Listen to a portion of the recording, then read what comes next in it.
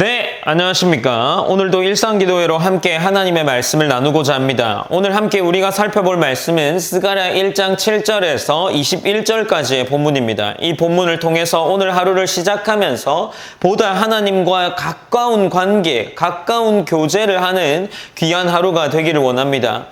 본문 1장 7절에서는 스가랴에게 하나님의 말씀이 두 번째로 임한 것을 확인할 수 있습니다.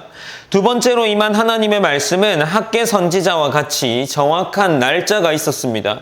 그 날짜가 본문 7절에 기록되어 있고 이제 본문 8절부터는 그가 본 하나님의 말씀이 임해서 보게 된 8개의 일련의 환상과 해석으로 전개되는 기록이라고 할 수 있습니다.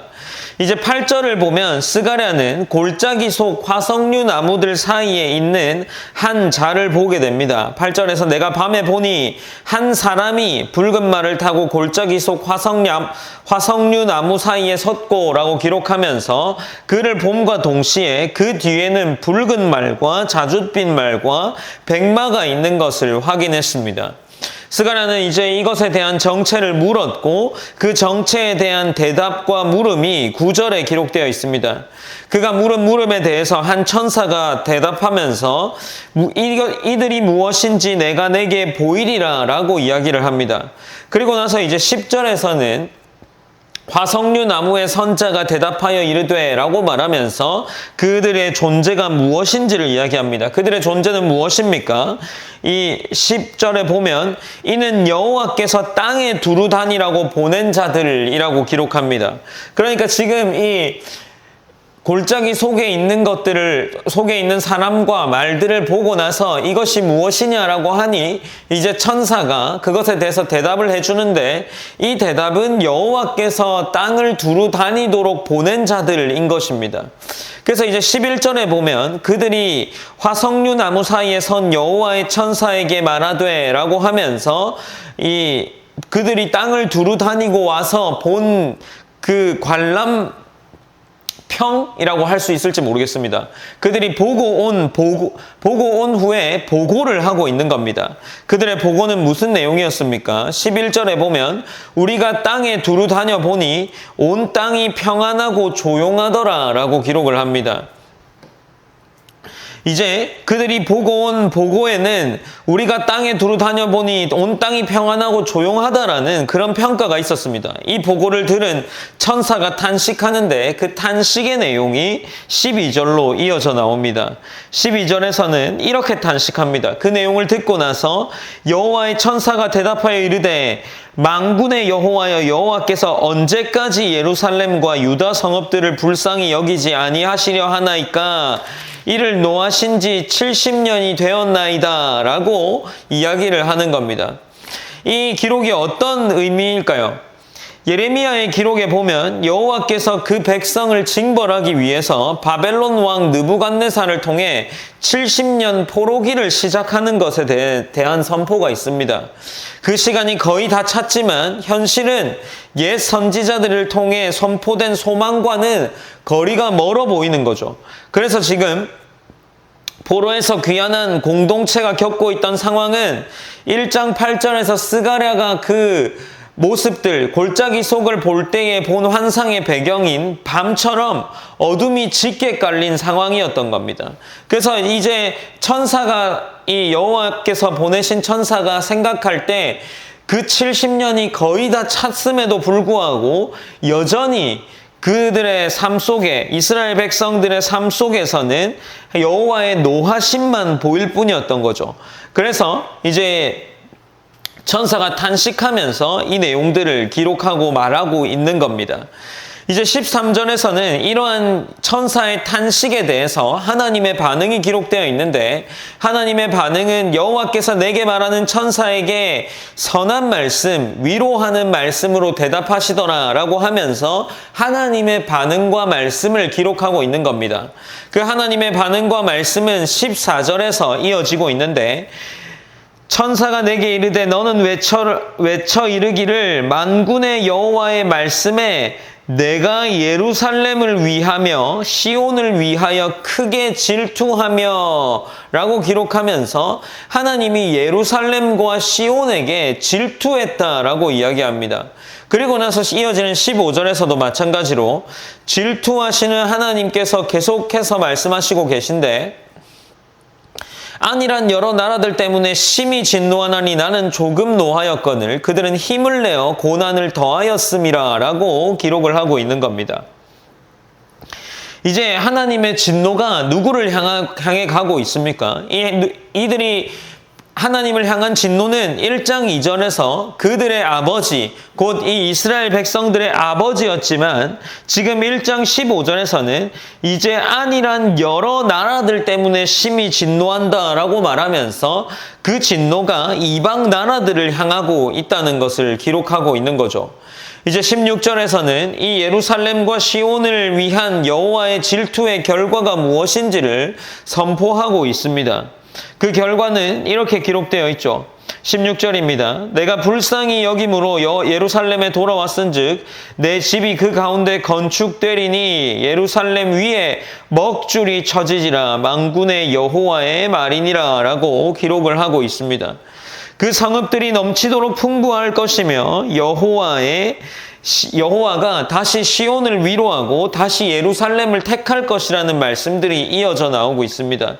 그러니까 이제 이 천사의 탄식으로부터 시작해서 13절에서는 하나님께서 이제 선한 말과 위로의 말을 할 것이다 라고 하고 14절에서는 이때까지 여호와께서 예루살렘과 시온을 질투하였으므로 말미암아 그들을 징벌하였고 15절에서는 이제 그들의 조상들에게 임한 징벌과 심판이 이방 나라들로 향해 간다라는 겁니다.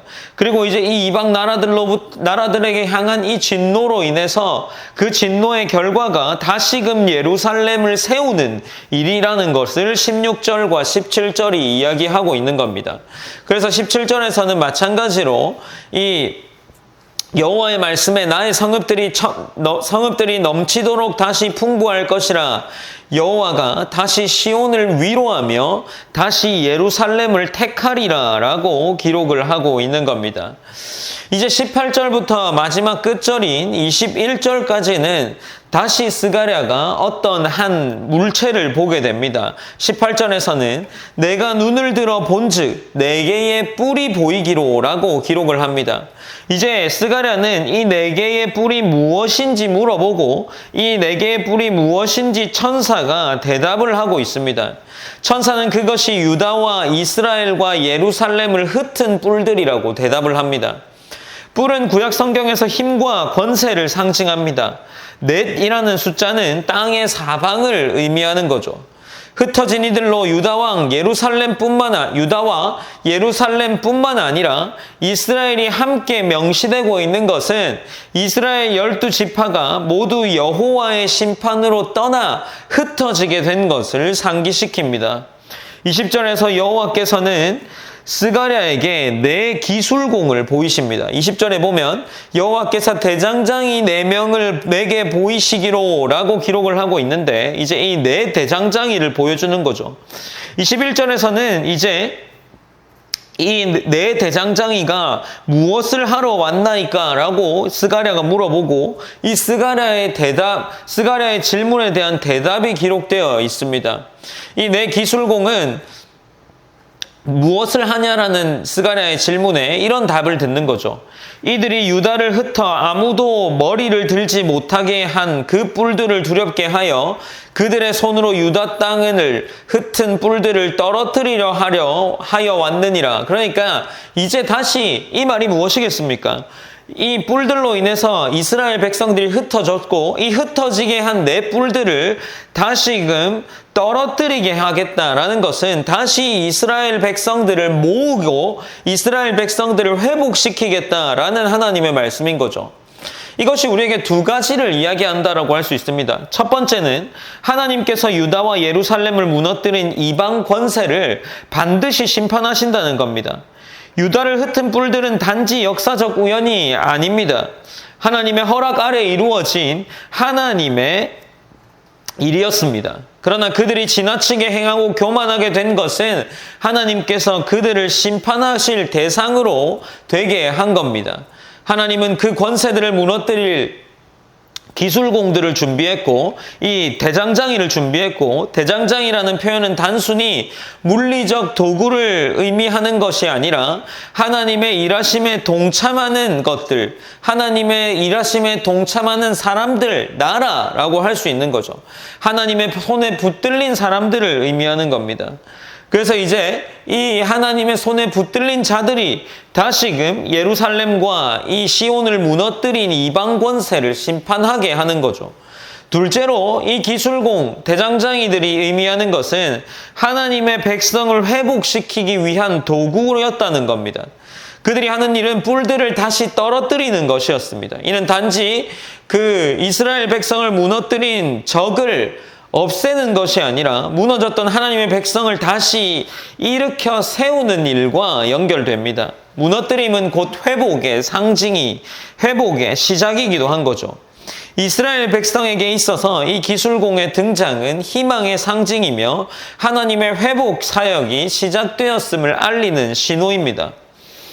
사랑하는 여러분, 오늘도 마찬가지로 본문은 우리에게 무엇인가 전하고 있는 바가 있습니다. 우리에게 영적 진리를 보여줍니다. 이스라엘이 처한 상황은 천사의 탄식처럼 여전히 그들의 처한 상황은 어두움이었습니다. 눈앞의 현실은 회복의 메시지가 있었지만 회복과는 거리가 멀어져 있는 모습이었던 거죠. 그러나 하나님은 그 깊은 밤에 그 시간 속에서도 일하고 계셨습니다. 하나님은 여전히 이 땅을 두루 살필 자들을 보내셨고 그들을 통해서 이 땅을 돌아보고 있었던 거죠.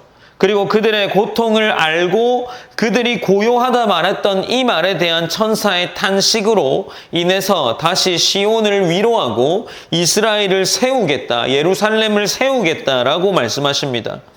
그러니 우리 가운데에도 마찬가지로 우리는 여전히 기도하고 따라야 할 것들이 있는 거죠. 우리가 오늘 말씀을 통해서 몇 가지를 기도하며 나아갔으면 좋겠습니다.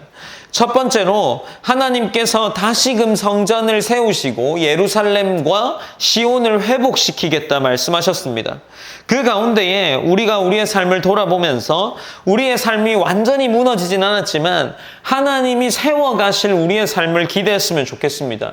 우리가 우리의 앞날을 보고 또 이후의 시간들을 볼 때 우리 나름대로의 계획들을 세웁니다. 그러나 그 가운데에 우리가 어제 기도했던 것처럼 하나님과 가까운 삶을 기대하고 미래를 계획하고 있는지를 돌아봤으면 좋겠습니다. 그리하여서 하나님께서 시온과 예루살렘을 다시 회복시키겠다라고 말하신 것처럼 우리의 삶을 세워나갈 하나님을 기대하면서 기도했으면 좋겠습니다.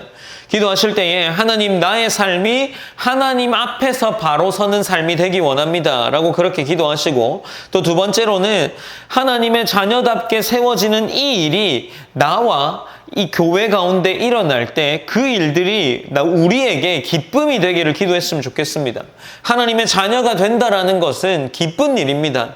그리고 하나님의 자녀로 이끌림 받는다는 것은 즐거운 일인 거죠. 그것이 우리에게 마음의 짐이 되는 것이 아니라 우리 삶 속에서 하나님의 섭리나 혹 하나님의 일하심이 보일 때에 우리가 그것을 기쁨으로 여기고 반응할 수 있기를 원합니다 라고 우리 그렇게 함께 기도했으면 좋겠습니다. 제가 기도함으로 오늘 일상 기도회를 마무리하겠습니다. 사랑의 하나님, 감사합니다. 하나님, 오늘도 마찬가지로 쉽지 않은 스가랴서의 말씀들을 함께 나누고 또 살피며 우리의 삶을 돌아봅니다. 하나님, 우리가 함께 나눈 기도의 제목처럼 우리의 삶이 하나님 앞에 더 선명하고 간절히 선명하고 뚜렷하게 드러날 수 있는 삶 될 수 있기 원합니다. 하나님께서 그러므로 말미암아 우리의 삶을 돌아볼 때 하나님의 세워나가심이 보이게 하시고 그 세워나가심이 우리에게 어려움이나 불편함이 아닌 즐거움과 기쁨의 일들이 될 수 있도록 하나님이 인도하여 주시옵소서. 그리하여서 내 삶이 바르게 세워져 가고 하나님을 닮아가고 하나님을 따라가는 삶을 살아간다고 할 때 내 삶 속에서 너무나도 큰 감격과 기쁨이 있는 하루하루들을 보낼 수 있는 그러한 하나님 제자로 성장할 수 있도록 붙잡아 주시옵소서. 오늘도 온전히 하나님께 우리의 삶을 맡겨드립니다. 하나님이 붙잡아 주실 줄 믿습니다. 살아계신 예수님의 이름으로 기도드립니다. 아멘.